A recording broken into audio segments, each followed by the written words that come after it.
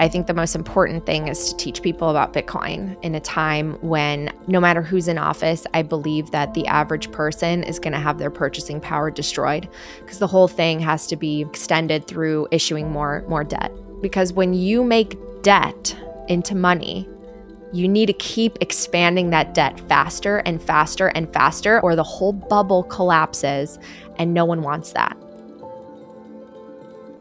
Hey everybody, welcome to another episode of Hosting Bitcoin. Today we have Natalie Brunell. Natalie is a leading voice in the Bitcoin space, a top-rated podcast host, experienced educator, and media commentator with a deep background in investigative journalism.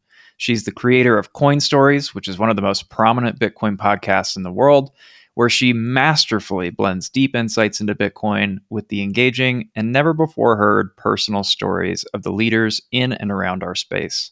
Her interviews go far beyond financial analysis, uncovering the human stories that lie behind the headlines and illustrating the pursuit of the American dream in our digital age. Before her rise into Bitcoin advocacy, Natalie was an award-winning investigative journalist and TV reporter, earning a regional Emmy for her breaking news coverage. And with over a decade of experience covering local and national news, she's honed her storytelling skills, which now enrich the Bitcoin space. Additionally, she served as an adjunct professor at the University of Southern California, teaching advanced communication and visual storytelling. And I have personally been a huge fan of her work for years, and I'm so excited to get a chance to talk with her today about Bitcoin, truth, relationships, and how we can leave a lasting impact on our future. Natalie, welcome to Hosting Bitcoin. Thank you so much for having me. I want to get right into it because there's something that I've always wanted to ask you, and it is that regardless of the context, regardless of the show, no matter how many people are watching, you show up like a stone cold killer, absolutely on top of your shit, super articulate, super eloquent. How do you do that? What is your process to prep for a speaking gig? Well, that's very kind. Everyone's their own worst critic. So after I go on air or do something, I don't have the same opinion that you just articulated. But I think it's just practice and repetition. For 10 years, I was a reporter, and I only had a very short time limit that I got to tell my story or do a live shot, and so I had to be very concise. And after you repeat yourself over and over doing that, a kind of formula comes to your head, and you're able to do it much more easily. In the same way that any athlete trains or anyone trains at any skill. So when you start out, you're very nervous and you're not very good at it, and then 10 years in, after the 10,000 hours, you feel pretty comfortable. So I don't know. I think I get into the zone, and I always have the audience in mind. I try to reach for the heartstrings and the emotion as much as I can, because I think that's the most memorable.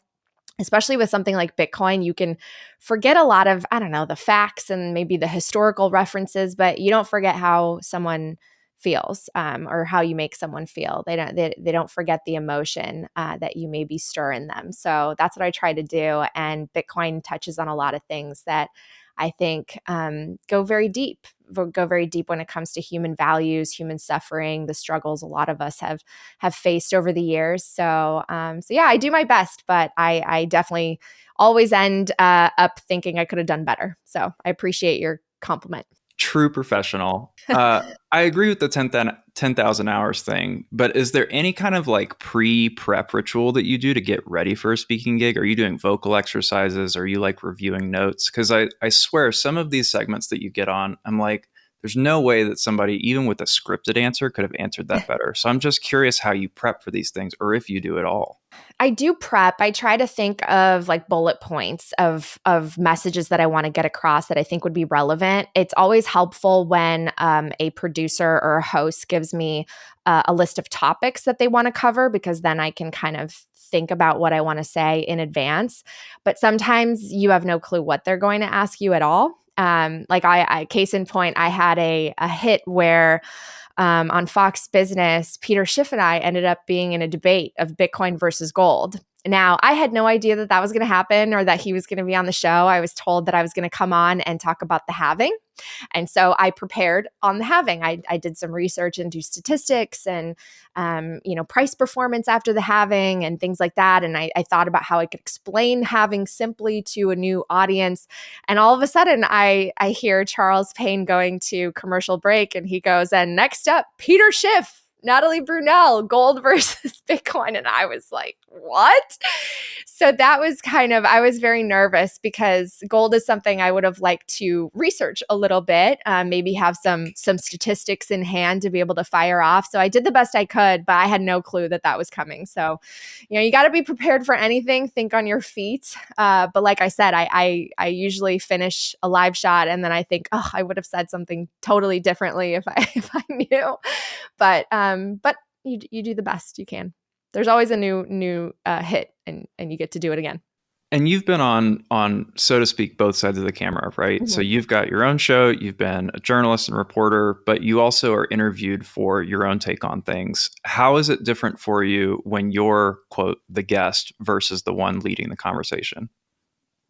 I think the difference is just when I have a guest, it's just me in the process of humbly learning. I love to learn. I think that that's what got me into the journalism profession in general, is just this desire to better understand everything around me. I was always hungry for information and knowledge. I always loved history. I love stories. So I think that my show has done well because people can tell I have a genuine curiosity and I want to help people better understand the topic. I mean, Bitcoin can be very complicated and intimidating, and it veers into so many different subjects and layers of expertise. And I didn't come into Bitcoin knowing anything about computer programming or engineering or technology at large.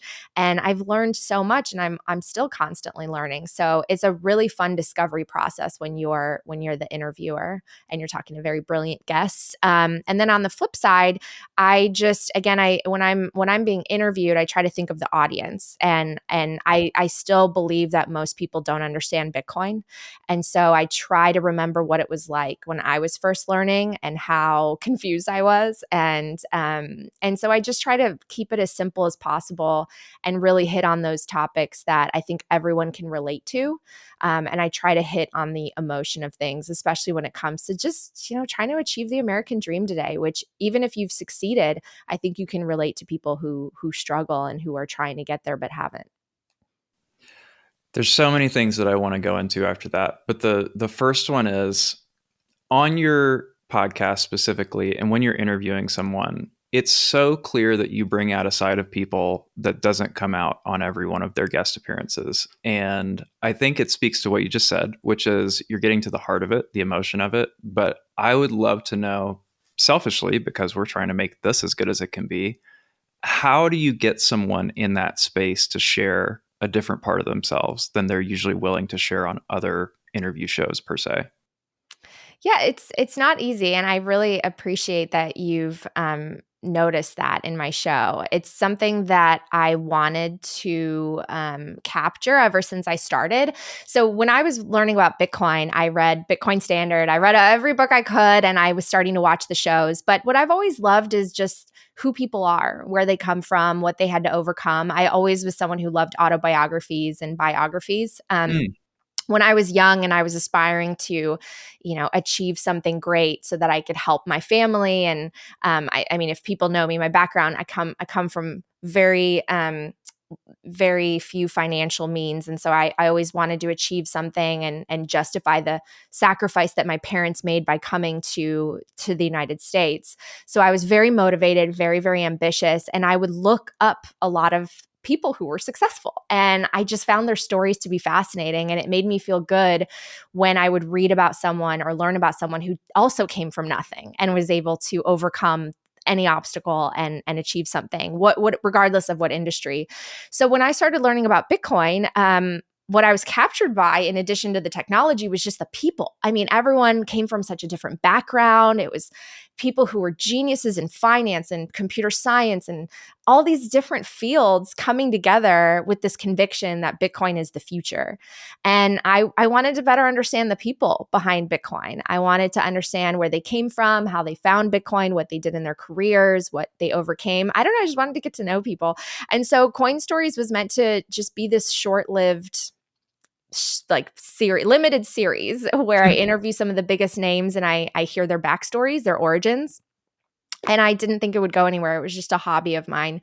And there was a natural audience for it because I think no one really heard those stories. No one heard necessarily like the absolute beginning story of Max Kaiser, Michael Saylor, Preston Pysh, Jeff Booth. I mean, I start all the way at the beginning. If you've seen the original episodes, I'm like, where were you born? Where did you grow up? What did you want to be when you grew up? So those are gems. Those are very evergreen gems that I love when people randomly find now. But how do I make people comfortable? I mean, again, I think it's just people can tell I'm not trying to get them. I'm not Mhm. trying to do some gotcha and make them look bad. And I also know what it feels like because I've done so much work in media. It's very scary to have the camera turned on you and things can be cut up in a certain way. And it's a lot of pressure, right? And so I just want people to just share what they want to share. I don't want to make people uncomfortable, and I'm genuinely curious. But I also don't want to be too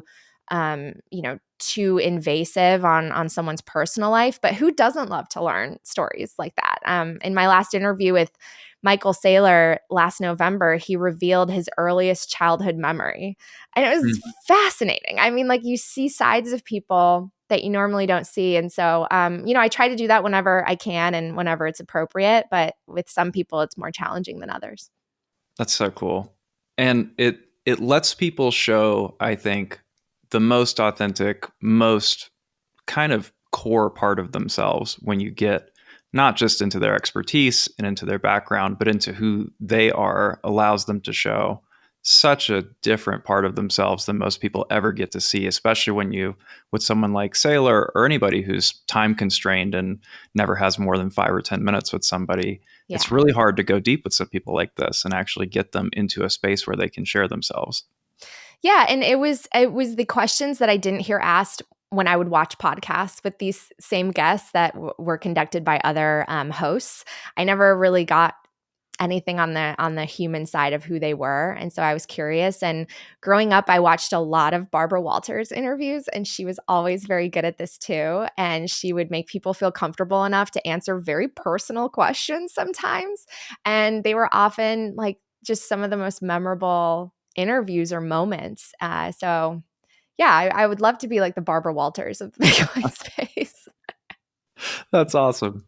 Um, your background before being in the Bitcoin space in the more traditional journalism world, I've heard you describe some of how that felt to you, but I would love to ask you, how has your relationship with truth changed over the years of transitioning into this space? That's an interesting question.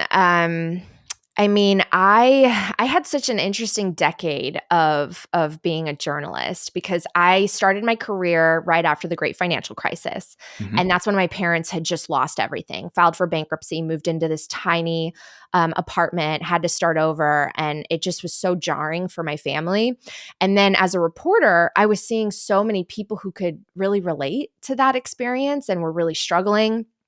And so for me, I was all of a sudden motivated to kind of be the watchdog journalist and call out the corruption. And I really excelled at it. I think because I had that seed planted and that fire behind me where I was kind of standing up for what my parents went through. I was very good at uncovering things. I was very tenacious. And people, I maybe it was also maybe helpful because I'm a naturally very happy, smiley person. I don't have as like deep of a voice as maybe some of the other peers that I worked with. And so people didn't expect me, I think, to be as dogged of like an investigator as I was. I came in kind of like Columbo or something. You didn't expect me for me to all of a sudden like lay down all these papers that would end up with city officials indicted on public corruption charges. But I really just felt like I had a duty and a responsibility to hold people accountable as a journalist. And then all of a sudden there was this movement of, hold the powerful accountable through the Occupy Wall Street. And Yes. I really related to it. So I was a reporter, but I also agreed with the movement. I thought, yes, we need to tax the rich, and the government needs to go in there and redistribute the wealth, because it's so unfair, and the billionaires are getting more and more wealthy, and they're taking advantage of all of us, the working class. And I had no idea how ignorant that assumption was. I mean, I'm not saying that our tax codes and laws are perfect. Certainly, they aren't. But I saw the state as actually something that should have more power and control to go in there and make things more fair and equal. And that Hmm. was the fallacy. And so in 2017, when I first encountered Bitcoin, I was completely dismissive of it, didn't understand because I didn't recognize the true problem, right?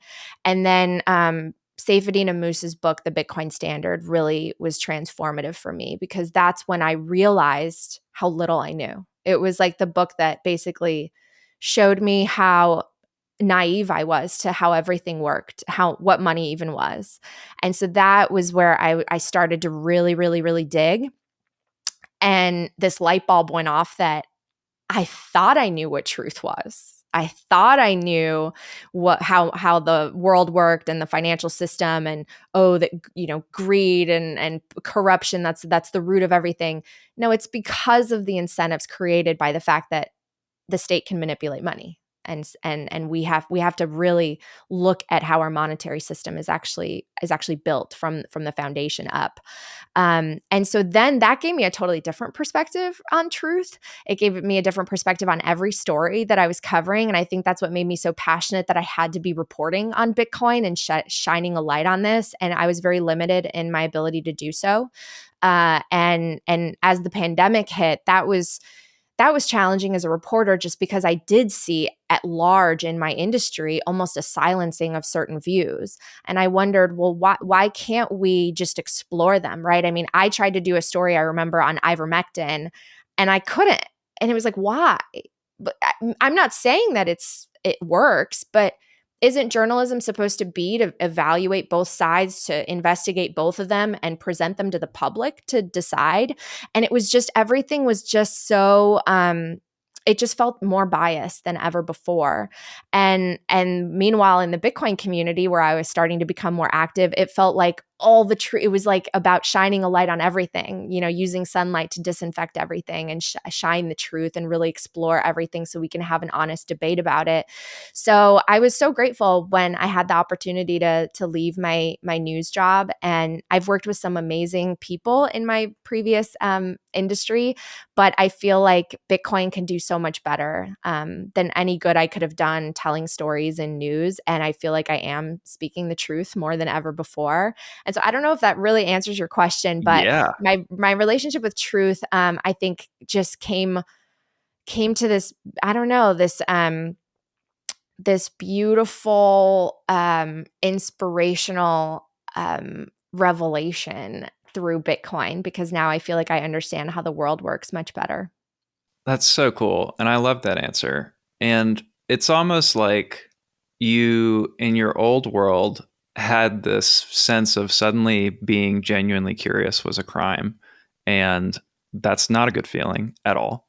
Mhm. And you also just helped me recognize, I forget who this quote is by, but like a well-defined problem is half solved, being kind of like the byproduct of really true inquiry and really sound journalism is just, let's define the problem, the right Mhm. problem. And it sounds like your personal journey was a discovery of that right problem to define. Mhm. Yeah, and I realized also, and this actually kind of makes me sad when I think about, because it's so true today. I realized that more and more we live in two different realities, especially in the United States, where we've broken off into two teams, and it's like left or right, um, blue versus red.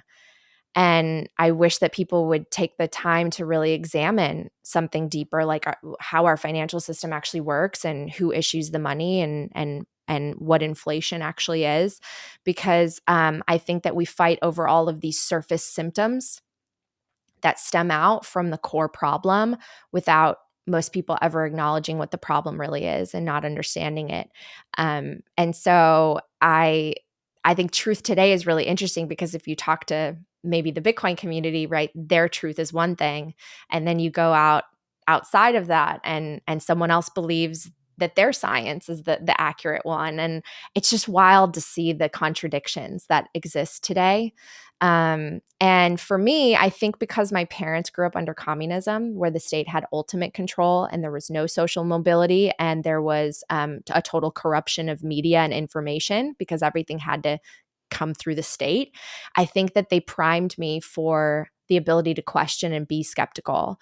Whereas I think one of the biggest problems is that today people just blindly believe the media, and they choose a team and they choose that media, and whatever they say, they hold as gospel, which can be very, very dangerous. And I think we saw just the intensification of all of that around the pandemic and afterward. And so I hope that by fixing broken money, we can address some of that and get back to really what science is. Because when you have people like any industry, when any industry can influence science through lobbying, through special interests, through payments, that's not science to me.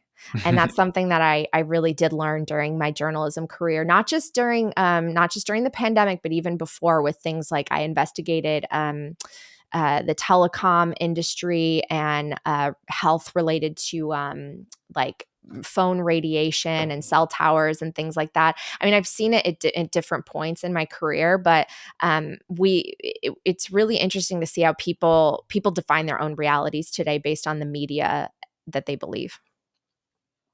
You've had the kind of unique experience as well of being a professor at one point and getting to educate people, and often on these things that are not well understood, not just as in your professor role, because I know that was more media focused, but in the Bitcoin space, you're often educating people who are non-technical or non-financially literate about something that is highly technical and highly financially integrated. How do you approach simplifying these kinds of topics for people and educating to the best of your ability?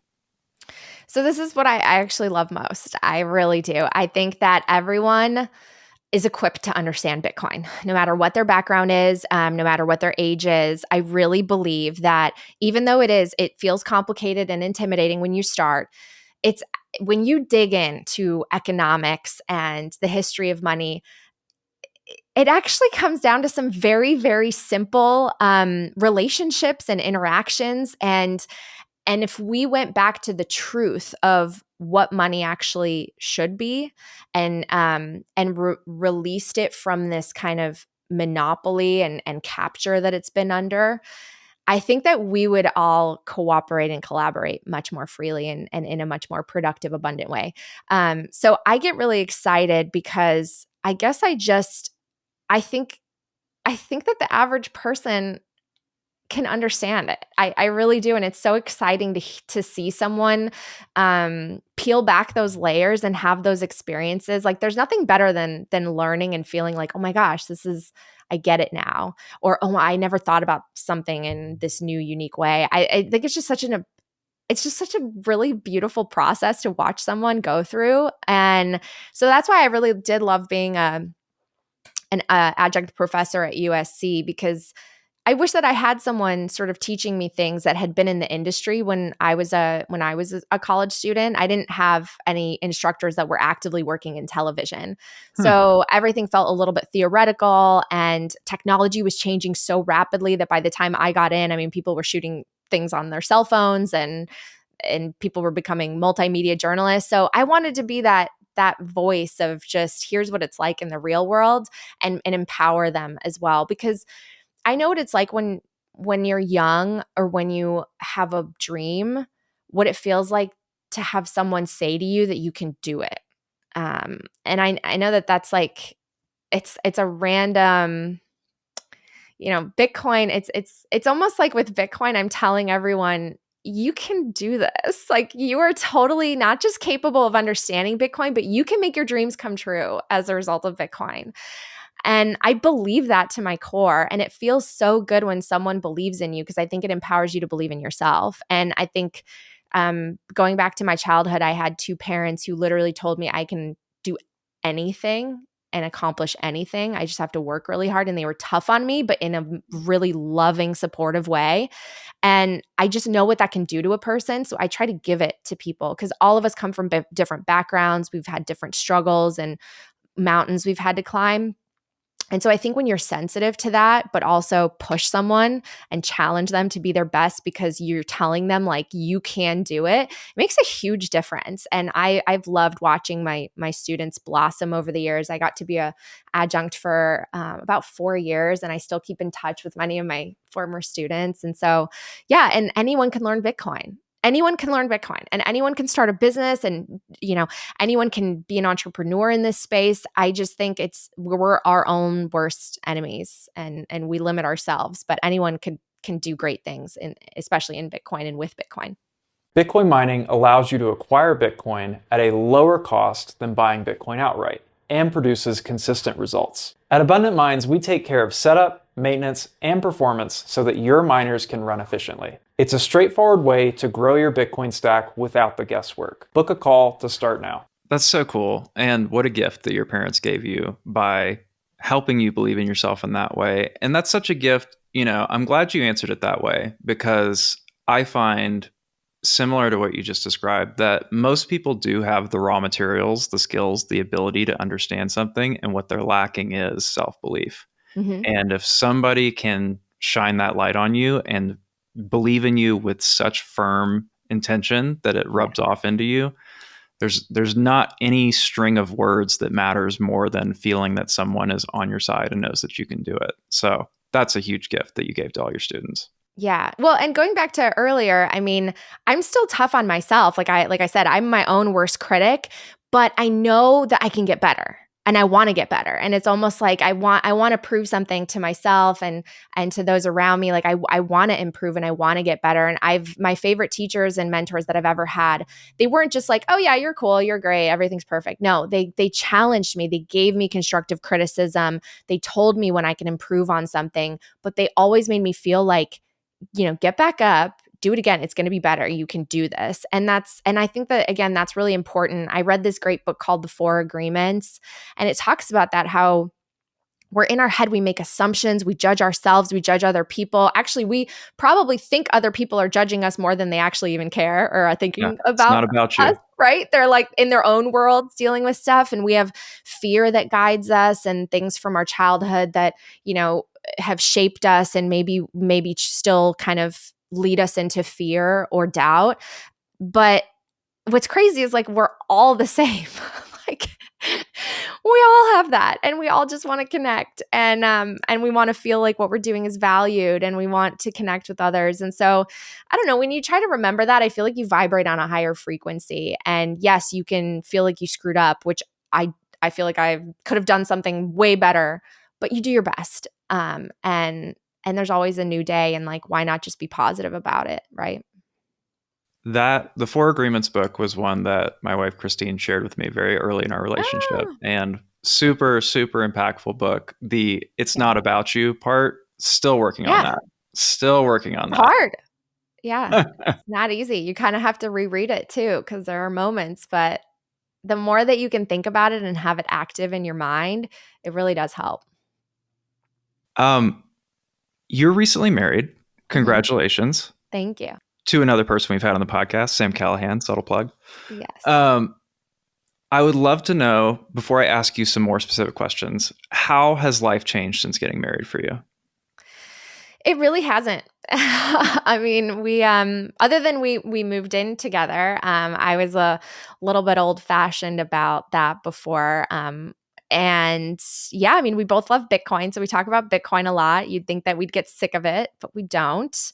Um, he's such a supportive person, and I learn a lot from Sam, actually. So it's funny because I had him on the show recently, and truly the conversation that we had is similar to many conversations we have, because he has a skill set within just analyzing financial markets and really understanding in depth some topics that I still feel like I need to learn more about. And he has a way of explaining things that I can wrap my head around. So I'm really grateful because I learned so much from him, and he's getting more involved in passions that I have, like cooking. I'm trying to make him into a chef a little bit, or a sous chef, because I like to be the chef.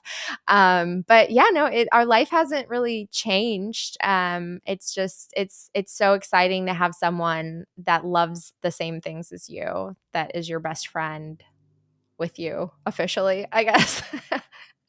Christine, I know you're listening. Please don't try to convince me to get into cooking. I beg you. Uh, Sam is absolutely brilliant. I Yes. I love getting to talk to Sam, and you guys are absolutely a force to be reckoned with because you're both so embedded in this space and so financially educated. I think you can share something that would be really valuable to people, because most couples at some point in their journey, money comes up, and it's usually not a topic that leads to good outcomes when it's not approached in a conscious way, in an educated way. And it usually ends up being the thing that hurts couples the most, is their navigation of the topic of money.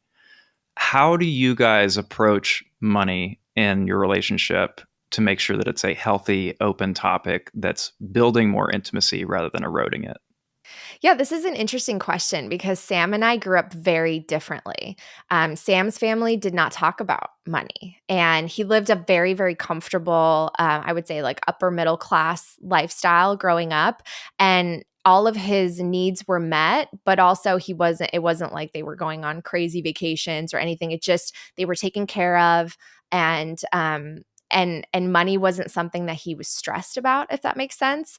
Mhm. Whereas with my family, coming here from Poland, my family always talked about just how stressful it was that we didn't have money. So it was like the source of stress in my early life, which has shaped me entirely. Mhm. Especially I think because it's one thing if you grow up around a lot of other people who are in the exact same situation, right? So you don't do a lot of comparison. But what my mom did is she wanted to put me and my brother in a very good school district. So she moved out to the suburbs outside of Chicago, to an area that had really great public schools, and a lot of the kids around me were very wealthy. And so I think that was difficult for me as a child because I already felt a little bit like an outcast being an immigrant, coming in with my lunch was totally different and gross to all the other students. And I didn't have the right clothes. The girls would shop at a certain place. And like, I already, because that's all you want to feel, is you want to feel like you fit in. You don't want to feel like the odd person out. Yeah. And I was called an alien because we were like legal aliens, if that makes sense. For a while, I had to wait 13 years for my citizenship. So I already felt so different.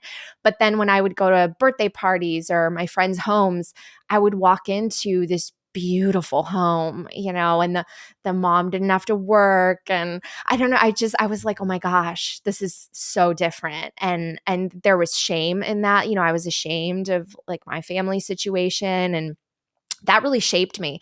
So when you put two people together who had very different experiences with money, it can be complementary, or it can be a source of great friction. And I think what's great with Sam is he's just so sensitive to those core fears that were created in me when I was really young. And I'm very open about this. Like, my biggest fear is to repeat the cycle and sort of repeat what I grew up with and not having much, and to lose everything, because I know what it's like to go through the great financial crisis, see my parents lose everything. That fear drives everything that I do. I think that's why I've Mm. been an overachiever, and I've been like, as aggressive as I have been in my career, because I do not want to relive that. And I don't want to create that for a family. What's crazy about Bitcoin and learning about fiat is I've been working so hard, but in some ways I've been on like a hamster wheel, right? Because the goalpost keeps moving of where I can achieve that house of, the friends that I would go to. Like, they could afford it on one income. my generation can't do that. And as I excelled in my career in journalism, I still never felt like I was able to like fully catch up. Mhm. You know, you leave college, you're so indebted. The homes are getting more and more expensive, and nothing feels like it's enough in terms of how hard you're working and what you're making. And so Bitcoin provided me with this sense of like hope. Honestly, it was like a release. Like I can finally maybe achieve what I really want to achieve. My dream is to retire my parents and to also have a home. And I don't have that yet. I mean, a lot of people assume, oh, well, she's in Bitcoin. She's like, good. No, I'm still working on it. I'm working very, very hard. I hope to make the show valuable enough to do that.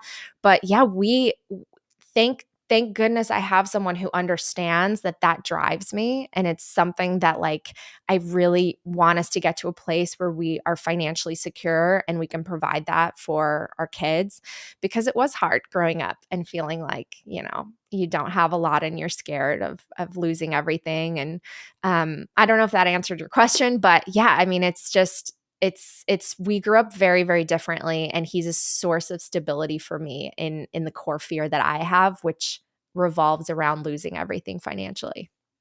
It sounds to me too, and this makes it much more approachable for people who aren't professionals in the Bitcoin space, is it's not about some level of education or understanding. It's just you two being open with each other on Yeah. a consistent basis about where you are, how you're thinking about this, what this hits you emotionally with when you're working through the concept of how you relate to money. Yeah.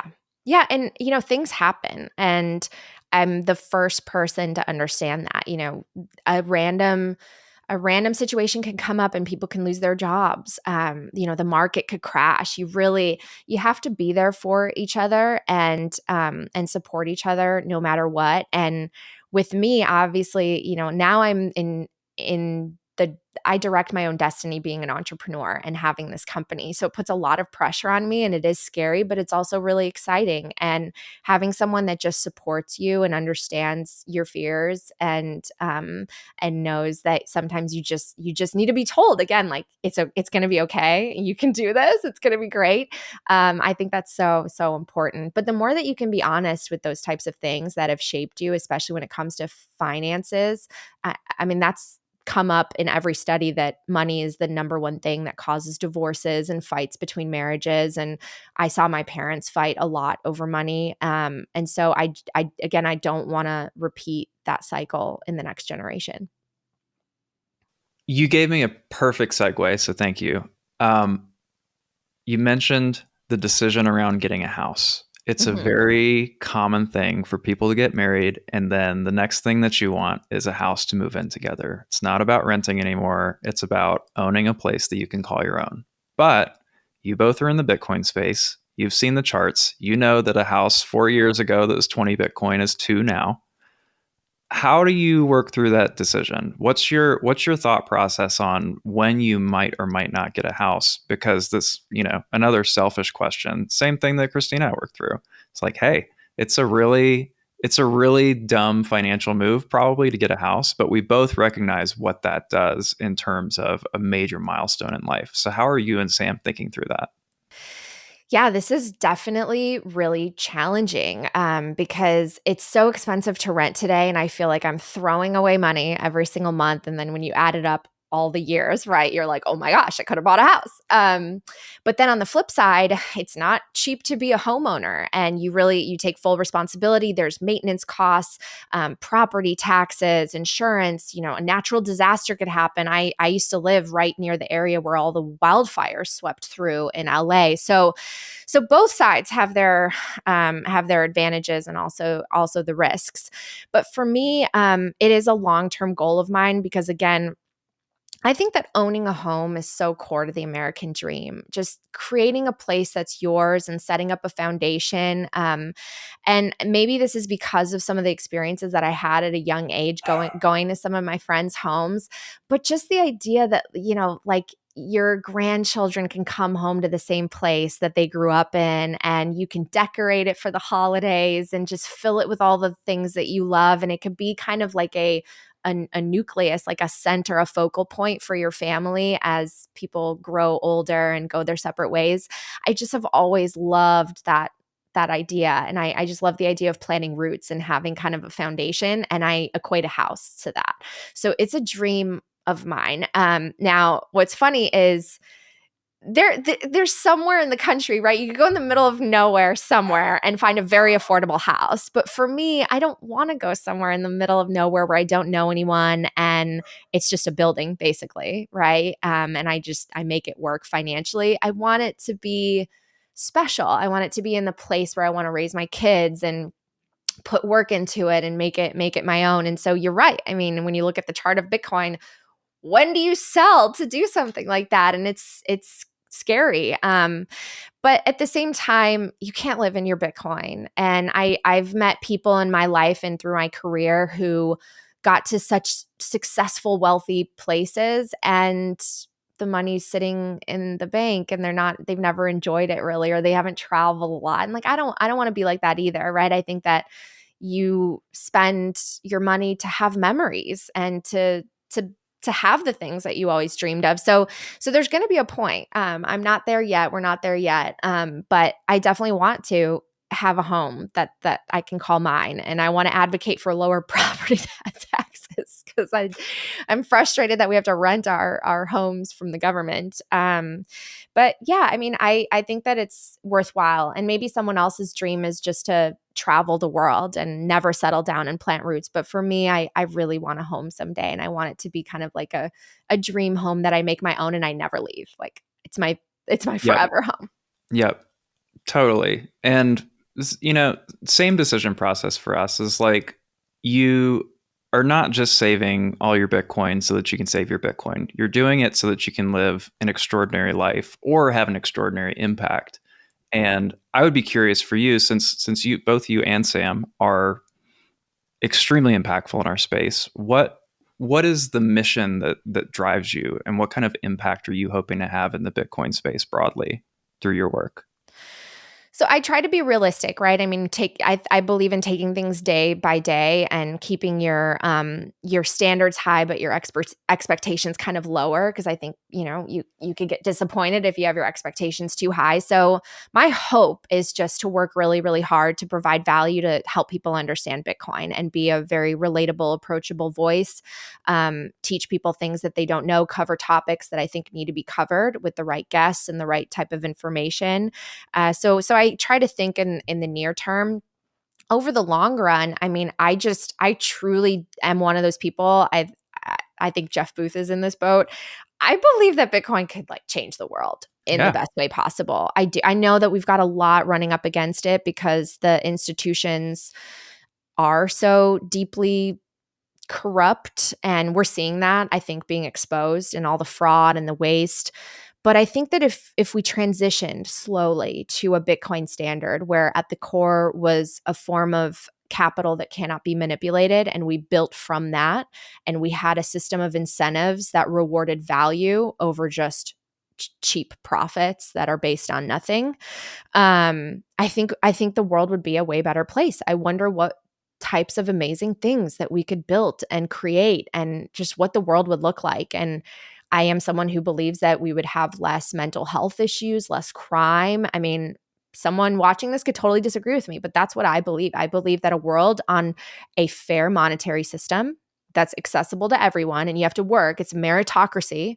It's not, any handouts, anything like that. I believe that charity should be focused more on the private sector.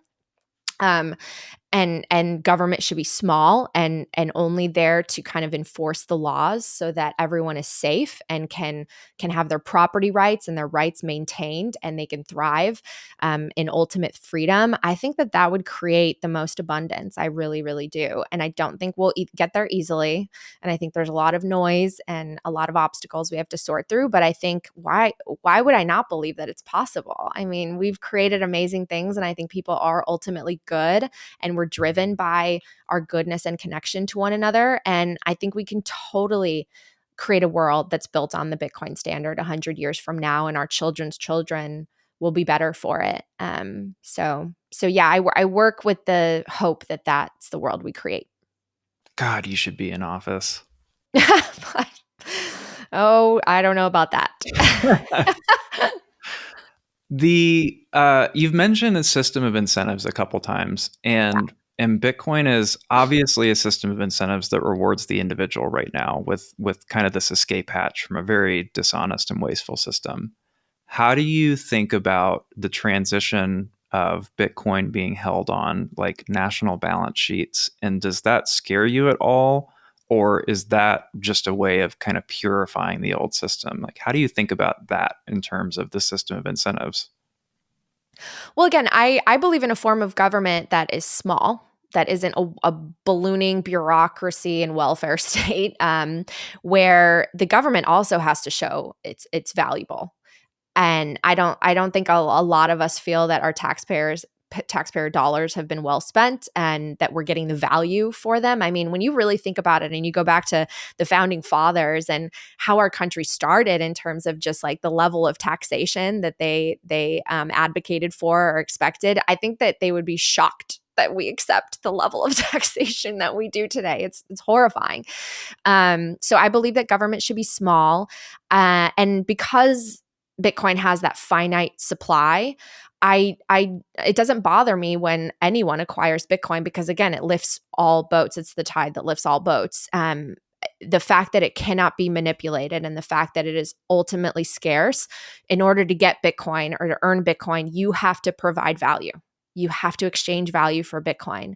And the fiat world, it's just those dollars can be printed out of thin air. We're working for something that can be easily debased and diluted, and the Cantillon effect is real. The people who are closest to that benefit tremendously. And I think it does lead to monopolies within these different industries. And it leads to what we've seen all around us that the brilliant minds of Bitcoin have pointed out. It's led to fiat food and it's led to fiat healthcare and fiat buildings. And so if we change the core incentive structure, again, I think that we would improve all of these things. They stem out.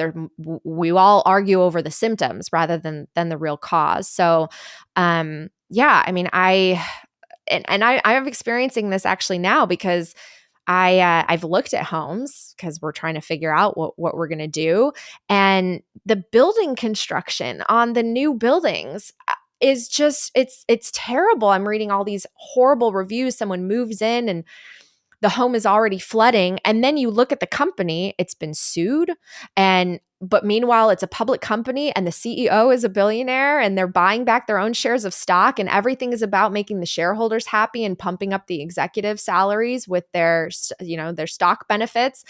And the people who are working so hard to be able to afford that house are moving into something that they have to fix or call in their home insurance plan to try to address. I mean, that would not happen, I think, on a system of truth and real money that can't be manipulated, because those things would get washed away by the free market. And right now they balloon and they corrode and they grow as large as they do because that core unit is debased and we have these monopolies around us that can't fail. They could be zombie companies, but they won't fail because, they can always buy back their own stock or get cheap loans, and it's all fluff. It's like not real. And so that's why I agree with some of the analysts that have been on my show that talk about this bubble of artificial prosperity. It's true. It's not based on like true value, and we need to return to that if we're going to have any just hope for, I think, quality in the future. Everything's sort of deteriorated around us, and I want to live in a future where I have healthy food, buildings that stand, that are beautiful, where people care. There's customer service where people care. And we've lost a lot of that. And so I don't think it's about like corporations owning Bitcoin or nation states. It's really about, hey, let's have this form of capital be the base layer of our global economic activity so that we can build interactions that are based on value and positive incentives as opposed to greed and profit and monopolies. On the back of that, what do you think, because we're sitting in a really interesting year, what do you think the most important transition or transformation that is happening right now, either in the Bitcoin space or just the world more broadly? What do you see as, from your perspective, the most important thing that's going on right now? Well, I guess it's because of what I desire to happen, but I think the most important thing is to teach people about Bitcoin in a time when no matter who's in office, I believe that the average person is going to have their purchasing power destroyed because the whole thing has to be extended through issuing more debt. I mean, the bubble would collapse. I mean, if we paid off all of our debt, the whole economy would collapse. And I find some of those topic exploration so fascinating because when you make debt into money, you need to keep expanding that debt faster and faster and faster, only to create a smaller amount of real growth every single year, or the whole bubble collapses and no one wants that. Right. And it's so scary to think about the other side. And this is why I love Jeff Booth's work so much, because he talks about the peaceful transition and the paradigm shift. Like, we all have to change our thinking because we all have embedded in us this fear of deflation, but we shouldn't, because the deflation would actually bring us abundance, and we need scarcity in money so that we can have abundance in everything else, as opposed to just issuing more and more and more debt. And so we do already see it, right? I mean, Scott Besson is coming in. He's someone I would love to talk to. I would love to talk to him, whether it's on the show or just I would love to know who he is and his background and his thoughts on the whole system and where it's at right now, because he criticized Janet Yellen for issuing all this debt on the short end just to keep everything afloat, right? Not to scare the treasury market, not to have any dysfunction, issuing stuff that can be easily rolled over.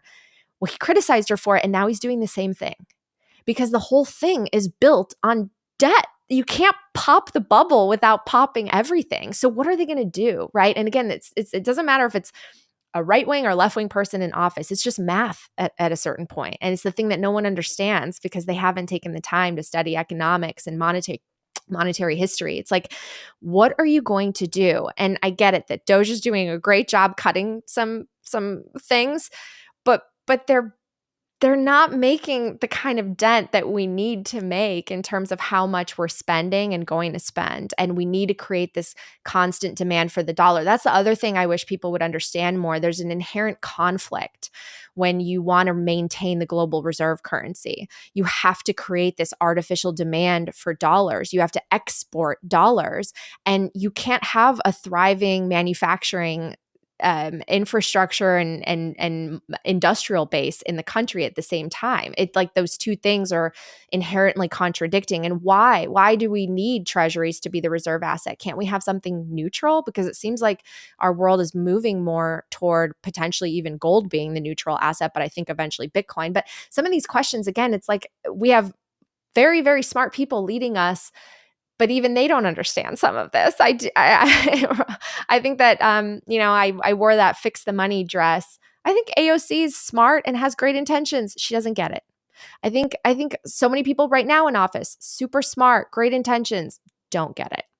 So until they understand really Bitcoin, I think that we're going to have a lot more of the same, which is that asset prices will continue to go up and price the working class out. And the working class will continue to get frustrated until they find an escape hatch like Bitcoin, or they find a way to, access and invest in assets, because their purchasing power is going to be destroyed. And we can fight all about how it's left or right, but it's just the monetary system, and we have to address it at some point. Otherwise, the whole thing's going to crumble around us. I had another question for you, but that's such a great place to end that I'm gonna let that hang.